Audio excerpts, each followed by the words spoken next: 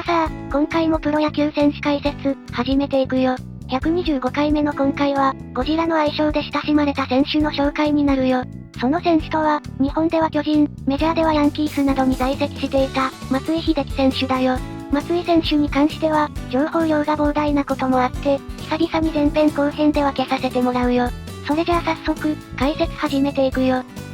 松井秀喜、1974年6月12日生まれの47歳。石川県の身分根上がり町出身の元プロ野球選手だよ。引退後はニューヨークヤンキース GM、特別アドバイザーを務めているよ。愛称はゴジラまたは、ゴジラ松井だよ。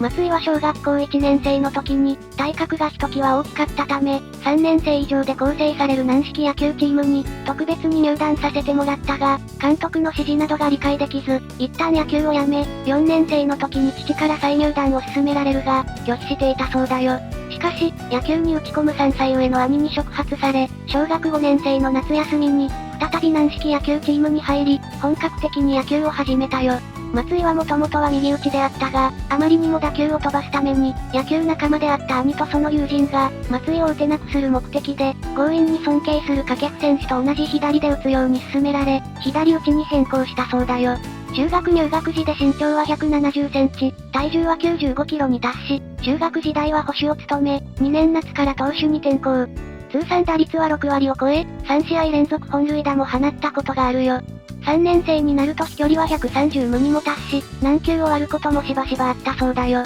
代わりのボール代だけでも、半年間で10万円を超えることになったそうだよ。高校は星稜高校に入学。すでに松井の実力を高く評価していた、星稜高校監督からの熱烈な勧誘や、中学野球部監督やコーチらに勧められ、星稜に進学することに決めたよ。当初は投手として入部したが、すぐに野手に転向。その後、三塁手に転向し、星稜高校の入学式前から野球部の練習に参加し、他校との練習試合では4番サードで出場してヒットを放ったよ。また1年生から4番打者を務め、北陸の街道、星稜恐怖の1年生4番として、徐々に野球関係者の間に知られていき、本塁打もこの頃から推定飛距離で、140メートルを超すものもあったよ。高校2年の夏の甲子園の3回戦の、龍ヶ崎第一高専で、ライトスタンドに甲子園初本塁打を記録。準決勝では夏の選手権で優勝した、大阪桐蔭校に1対7で敗退。高校3年の春の選抜では、開幕試合である初戦の宮古高専で、2打席連続本塁打、1試合7打点、2試合連続本塁打と、当時の大会記録を更新。準々決勝の天理高専では、本塁打は出ず、自らのエラーもありチームは敗退。夏の選手権では、2回戦の明徳義塾高専で敗退。この試合で松井が受けた5打席連続敬遠は、高野連が急遽記者会見を開くなど、社会問題にまで発展したよ。また明徳義塾の監督は試合後、高校生の中に1人だけプロの選手が混じっていた、とコメントしているよ。その年のドラフト会議の目玉となっていた松井には、報道陣が殺到し、11月になると星稜高校の校門前に、毎日多くの記者やカメラマンが待機するようになったよ。このままドラフト本番を迎えれば、えらい騒ぎになる、との声が地元で上がり始め、ドラフト前には異例の報道規制が敷かれたそうだよ。ドラフト会議前には、憧れの球団である阪神の他に、中日に加え読売、大英までを希望に絞り、その他の球団から指名された場合は、駒澤大学へ進学することを示唆していたよ。そして1992年11月21日に行われた、プロ野球ドラフト会議では、4球団から1位指名を受け、抽選の結果交渉権を獲得した巨人に入団。契約金は1億2000万円、年俸は720万円で、背番号は55となったよ。当時の松井は阪神入りを熱望しており、ラジオで交渉権が巨人に決まったことを知ると、記者会見で複雑な表情を浮かべ、阪神に行きたい、という希望がありましたから。まだ整理もついていないけど、その気持ちも次第に薄れていくと思う、と語ったそうだよ。1年目の1993年は、高校時代のサードから、長嶋監督が外野手へコンバート。この年のオープン戦は53打数5安打、打率9分4厘に終わり、20三振は全体トップだったよ。そして4月7日に、監督から2軍落ちを通告され、公式戦開幕は2軍で迎えたよ。イースタンリーグの開幕戦では、松井と同期入団でヤクルトに入団した伊藤から、ホームランを放つなど、12試合で打率3割7分5厘、4本塁打を記録し、5月1日のヤクルト戦で、7番レフトとして1軍デビューを果たしたよ。この試合では2打席目にタイムリー2塁打を放ち、初安打初打点を記録。翌日の試合では、9回裏に高津プロ入り初本塁打。その後は各球団のマークに合い、6月には2軍に降格するも、7月のフレッシュオールスターに出場して、優秀選手賞を獲得。8月下旬に再び1軍に昇格し、セリーグ高卒ルーキー新記録となる、11本塁打を放ったよ。1994年4月9日に行われた広島との開幕戦で、2本塁打を記録し、4月には自身初の月間 MVP を受賞。中日とのリーグ優勝をかけたシーズン最終戦の 10.8 決戦でも、本塁打を放つなど、チームのリーグ制覇に貢献。シーズンは130試合に出場し打率2割9分4厘、20本塁打66打点を記録。1995年には131試合に出場し打率2割8分3厘、22本塁打80打点を記録し、初のベストナインを受賞。また8月24日の横浜戦で、レギュラーシーズンでは初の4番を務めたよ。1996年は自身初の開幕を4番で迎えたが、5月からは落合が4番に座り、松井は3番となったよ。その後7月と8月に2ヶ月連続で、月間 MVP を獲得するなど、優勝に大きく貢献。そして初のセリーグ MVP を受賞したよ。リーグ最終戦まで山崎、大砲と本塁打王を争っていたが、山崎に1本リードされて迎えた最終戦の中日戦では、自身初の1番で出場したが、4打席全てで敬遠されてタイトルを逃したよ。シーズンは130試合に出場し、打率3割1分4厘、38本塁打、99打点を記録。契約更改では、倍増の1億6000万円で一発サイン。高卒選手ではイチローと並ぶ当時史上最短の入団4年目で1億円プレイヤーとなったよ。1997年には西武から清原が FA 権を行使し、巨人に入団。そして清原とのコンビは、MK4 と呼ばれたよ。4月27日の広島戦で、通算100本塁打を達成。この年はフォージーとの本塁打王争いに、1本差で敗れ、史上初めて2年連続で、1本差で本塁打王のタイトルを逃したよ。シーズンは135試合に出場し、打率2割9分8厘、37本塁打103打点を記録。また打点は初めて100打点以上を挙げるが、ロペスに及ばず無冠に終わったよ。1998年は春季キャンプ中に左膝を痛め、左膝軟骨損傷と診断。その状態で開幕から4番に座ったが、初本塁打は11試合目まで遅れ、32打席無安打も経験。5月10日に3号本塁打を放つと、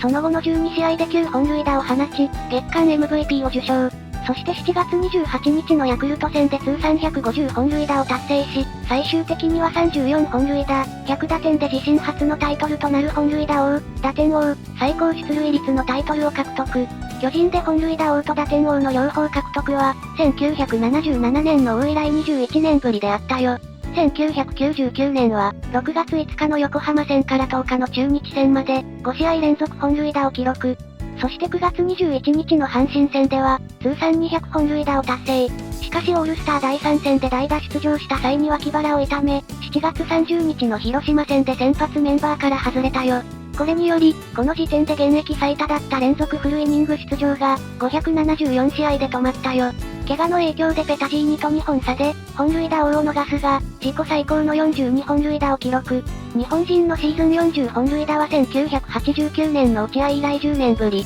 巨人では1977年の王以来22年ぶりの快挙であったよ。2000年は開幕から4番打者を務め、7月12日の広島戦で、通算1000本安打を達成。この年は135試合すべてで4番打者を務め、打率3割1分6厘、42本塁打108打点を記録。そしてこの年は本塁打王、打点王、最高出塁率、シーズン MVP、日本シリーズ MVP、ゴールデングラブ賞を受賞。また勝力松太郎賞も初受賞したよ。契約更改では、松井のメジャー優出を危惧した球団側が、8年総額56億円の長期大型契約を持ちかけたが、1年1年が勝負という気持ちでプレーしたいとして、単年契約にこだわり、当時球界最高の年俸5億円でサイン。2001年4月12日の中日戦に、1000試合目の出場で通算250本塁打を達成。そして5月3日の中日戦で、当時史上5人目の1000試合連続試合出場を達成。9月27日の広島戦で、自身初の1試合3本塁打を記録するなど、9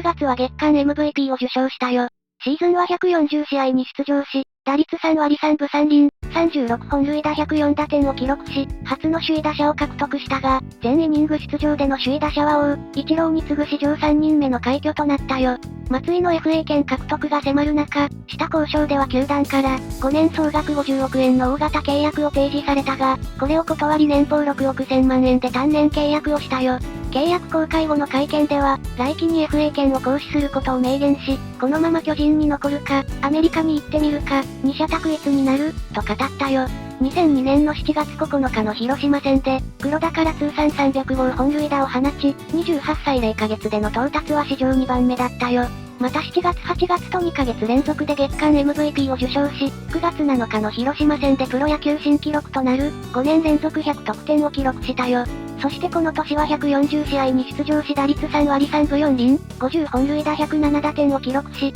セリーグでは1985年のバース以来17年ぶり、日本人では1986年の落合以来16年ぶり、巨人では1977年の王以来の25年ぶりの快挙となり、この年の松井を最後に、プロ野球で日本人選手による50本塁打達成者は出ていないよ。打率、本塁打、出塁率は自己最高の成績で、本塁打王、打点王、最高出塁率、シーズン MVP を獲得したよ。レギュラーシーズン終了後の10月11日には監督の原と、16日には球団代表とそれぞれ会談。前監督の長嶋とも長時間会談し、残留を要請されたが、結論は日本シリーズ後に持ち越し。そして10月18日には、ニューヨークタイムズ紙で、ヤンキースが松井の獲得を狙っていることが報じられたよ。そして11月1日に松井は、FA 権を行使して MLB への挑戦を表明。松井は会見で、最後の最後まで悩んで苦しかった。何を言っても裏切り者と言われるかもしれないが、いつか、松井、行ってよかったな、と言われるよう頑張りたい。決断した以上は命を懸ける、と語ったよ。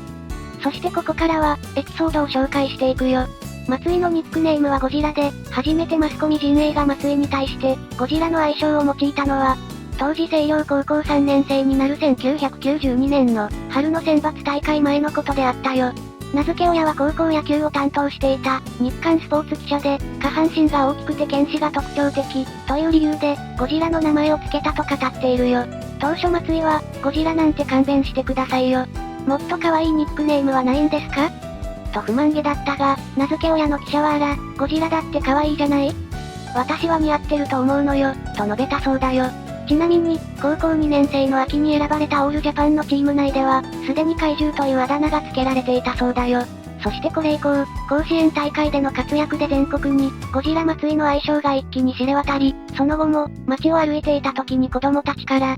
ゴジラがいるぞ、と声をかけられたことで、松井自身、もうゴジラでいいやと、そのあだ名を受け入れられるようになったそうだよ。巨人入団直後には、スポーツ紙でゴジラは嫌だ。新しいニックネームを募集中、とも報道されたが、松井は、それは全く違う。野球ファンの皆さんに、ゴジラで親しまれているなら、僕は大歓迎、と自身の著書に記しているよ。